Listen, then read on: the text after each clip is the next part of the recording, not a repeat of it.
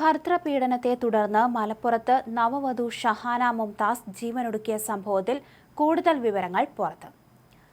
ഭർത്താവ് അബ്ദുൾ വാഹിദിനെതിരെയും കുടുംബത്തിനെതിരെയുമാണ് ശക്തമായ ആരോപണങ്ങൾ ഉന്നയിച്ചിരിക്കുന്നത്.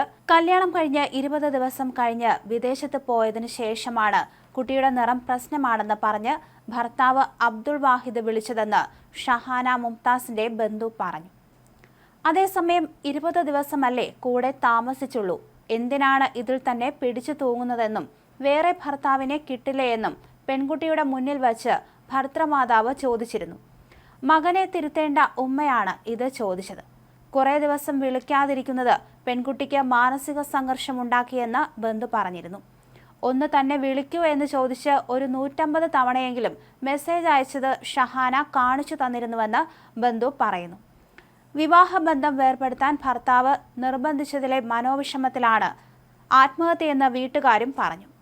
അതേസമയം ഷഹാനയുടെ കുടുംബത്തിന്റെ പരാതിയിൽ പോലീസ് കേസെടുത്ത് അന്വേഷണം ആരംഭിച്ചു. വിവാഹം കഴിഞ്ഞ ശേഷം 20 ദിവസമാണ് ഇരുവരും ഒന്നിച്ചു കഴിഞ്ഞത്.